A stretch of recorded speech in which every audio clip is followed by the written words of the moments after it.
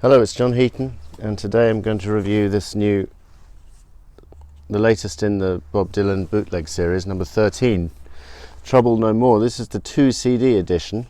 When I was in London last week, I did see the 4 vinyl edition, which I think is the tracks on here, and also the box set. But the box set was 140 quid or something, so I'd like to get it, probably more than any of the other box sets, but I'm not really willing to pay that price. But first of all, a little bit about the packaging. So a very nice booklet with sleeve notes from a couple of people documenting this period, and then nice pictures from the 1979. So this material is taken from the 79, 80 and 81 tours, and it's got a mixture of various performances, and this is the best bit of the booklet here, this track by track appraisal.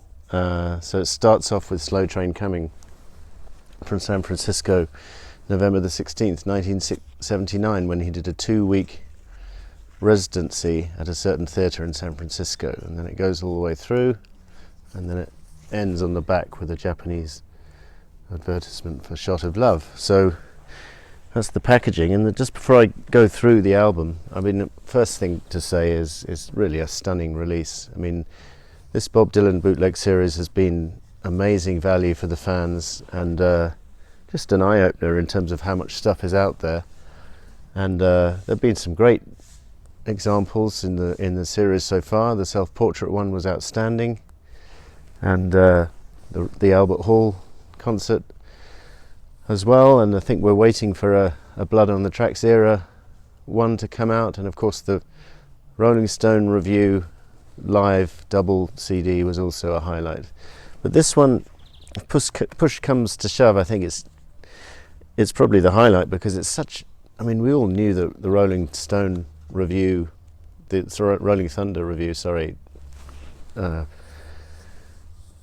tour was outstanding, but this 79 to 81 tour, we had never really heard the material live. I'd heard a bootleg. I used to have a double CD bootleg of the shows, and the quality was so bad that I didn't really think too much of it. But again, here the quality is superb. So I just want to show you, since I last reviewed the 3 gospel albums of Dylan, I picked up Slow Train Coming on new vinyl, and reasonably priced as well. And just want to show you how it compares. It's slightly darker in colour to the original, so that's quite interesting. And then the saved one I haven't managed to find on new vinyl, but I did manage to pick up this copy recently in Budapest with the hype sticker on it, and it's actually still in its shrink wrap. So I was very pleased to have this. And actually, although I probably will pick up the new vinyl because it's not that expensive, they've actually decided that this cover, when they release the CD, this cover is a bit too much in their opinion, and they've replaced the front cover of the vinyl with this. Both illustrations by Tony Wright, but playing safe using that guitar picture rather than this more controversial picture, which I think is a shame, but there you go. And then Shot of Love, I picked it up on vinyl the other day, new vinyl, and what's interesting about this new vinyl is it includes the groom still waiting at the altar on the first track on side 2, which was restored to the CD, but it's pretty rare you see a track restored to vinyl like that. And also the other thing I noticed is my original copy of Shot of Love had the title in black, and this is white, so it was that. Let's get back to the album, shall we?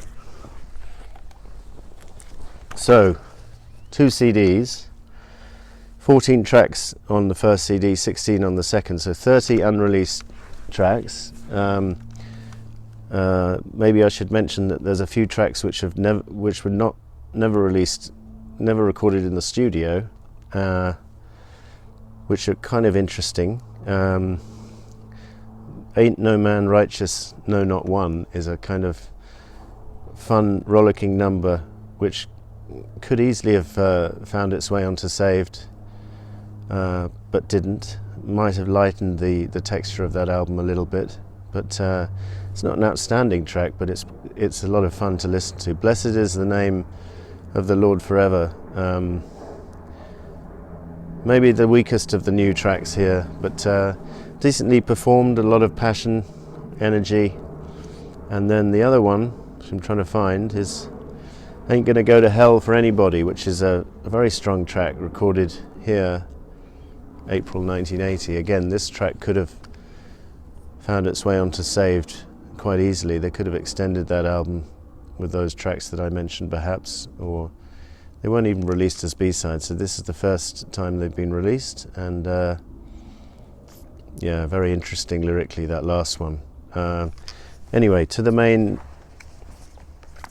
album.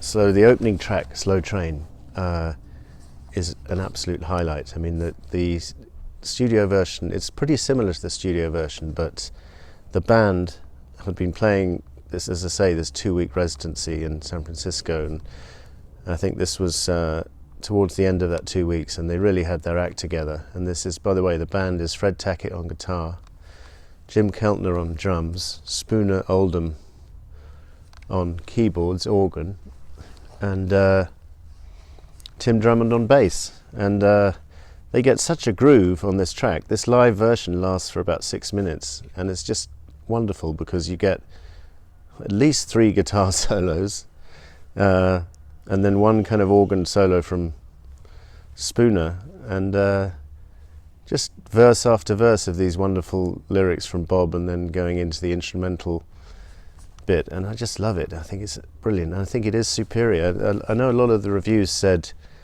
that this live material is more dynamic than the studio versions. Well, I don't always agree that that's the case. But in the case of this track, I will say that that is the case, and Gotta Serve Somebody, although it is beautifully performed on the Slow Train Coming album, the version here is equally enjoyable, and has a guitar solo in the middle which is absent from the studio recording. Fred Tackett is on superb form throughout these concerts, and so that's really a good version. I Believe in You is from the Slow Train Coming album, but recorded here in May 1980. Perhaps worth mentioning that the box set, which I mentioned, is about, I think it's 9 CDs plus 1 DVD, and contains a lot more comprehensive concert material from this era, and you can probably get several versions of a lot of the songs on that box set. So this is all I have to show you at the moment. The 2 CD version, which is reasonably priced. So I Believe in You, very tenderly sung, as on the brilliant studio version on the album, and I wouldn't say that it's easy to surpass that, but this comes close to this version. It's very nice. And When You're Gonna Wake Up is taken from 1981, and as Bob quite often does, he changes the arrangement around, and there's no horns as such on here, but the verse is taken at a kind of slower, tightly bound pace, and then the chorus. In the chorus, they let rip, Tim Drummond and Jim Keltner. The superb rhythm section that they are on top form. Then When He Returns, which is, I think one of the guys who writes the sleeve notes here said it's the crown jewel of Slow Train Coming, and I would agree. And whilst this performance is beautiful, Spooner Oldham is playing slightly subdued piano, and Bob is strumming an acoustic. It maybe slightly misses Barry Beckett's superb piano on the studio version, but very nicely sung. And in fact, one comment one can make about these concert recordings is that Bob, you can tell Bob is 100% behind the material that he's written here. Not to say that he was never behind the material in other eras of his life, but here you can tell there's a special emotional attachment he's got to these bunch of songs that he's written, and that shows in the performances. He's really giving 100%, and it's wonderful. Man Gave Names to All the Animals is from Slow Train Coming and performed here, and quite amusingly, instead of saying pig on the rhyme with wasn't too small and it wasn't too big, I think I'll call it a dog. He says here, which is quite amusing. So the gospel Bob was not without humour. Government Woman, I remember reading the Clinton Halen book, forget the name of the book, saying that the Saved album was a travesty compared to the live versions of those songs. And maybe that's true in quite a few cases, because Covenant Woman here is definitely more gripping than the album version. I don't know what it is about it, because it's the same musicians playing on the album, but I think they'd done this song for 5 or 6 months already by the time they recorded it, and maybe they were a little bit tired of it, or it's a little bit lackluster, the studio version. But this is a great live version, and that brings us to the highlight of the whole set. Going to change my way of thinking. First track, side 2 of Slow Train Coming.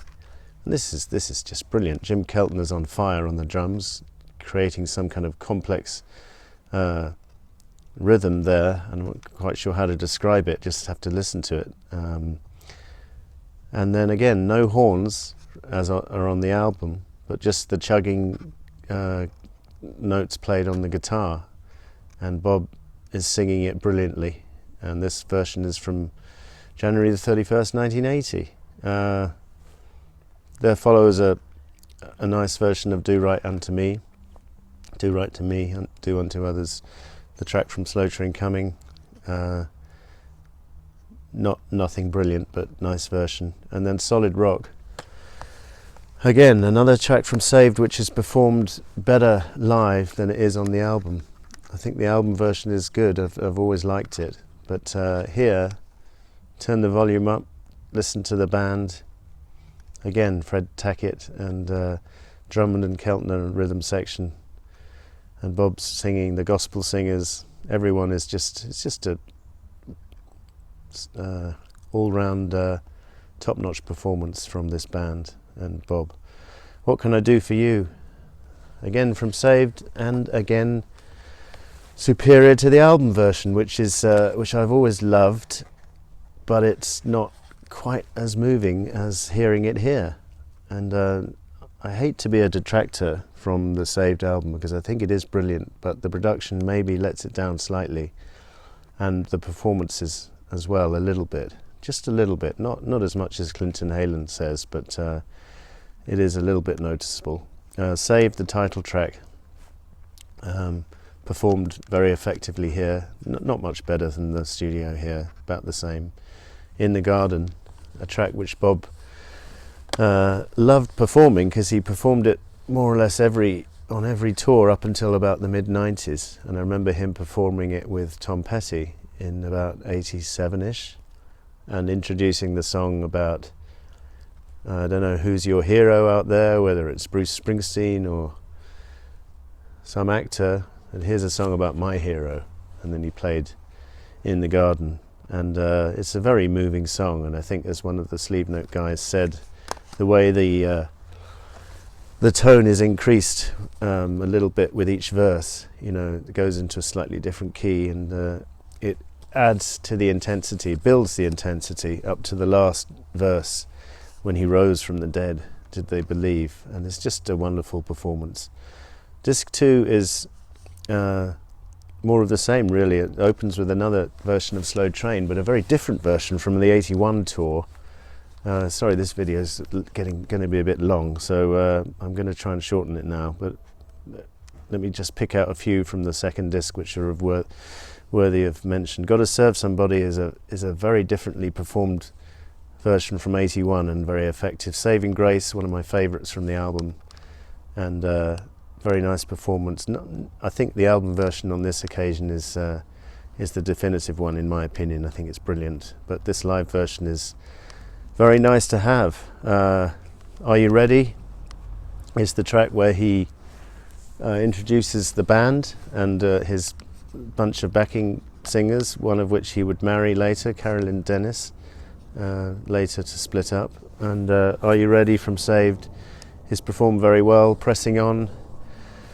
Bob starts it off on the piano and then comes to the front without the guitar and just sings it on the microphone. And this version is good, but I imagine it must have been wonderful to see live. But the album version does it for me on Saved, just because of a better production in this case. The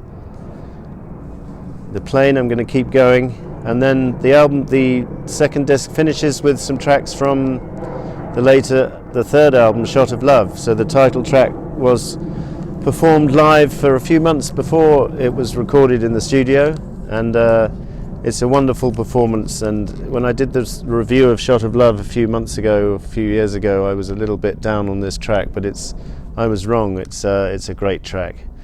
And Dead Man is performed really well live. I would love to have seen this tour, all of these tours really. Watered Down Love, another track from Shot of Love, comes to life live, and it's probably better than the album version, although I love it too. In the Summertime, probably one of my favourite tracks from Shot of Love. And then The Groom Still Waiting at the Altar, the B-side to one of the singles, which is now been restored to the Shot of Love album, is performed very nicely. Caribbean Wind, for some reason didn't see the light of day for years and years. Is performed here. And then Every Grain of Sand, he didn't perform it live until the last date of the 81 tour, and it's obviously one of his major songs from this period, or ever really. And it's nice, although one does miss the two superb harmonica solos from the album. So I think you can't generalize and say these versions are better than the album versions. I forgot to mention Precious Angel, which I definitely prefer the studio version with Mark Knopfler's guitar, although Fred Tackett does a reasonable job trying to emulate it. I think the song, rhythmically and production-wise, is better on the album. But there's quite a few cases where this concert material is a definite eye-opener, and just staggering in its quality and in its delivery, vocal-wise and band-wise. You know, this band is tight, and it's more or less the same musicians. I think maybe I forgot to mention a few names who joined the band on the latter tour, but first-class musicianship, brilliant singing, and a brilliant period in Bob's career. Thanks for watching. See you next time.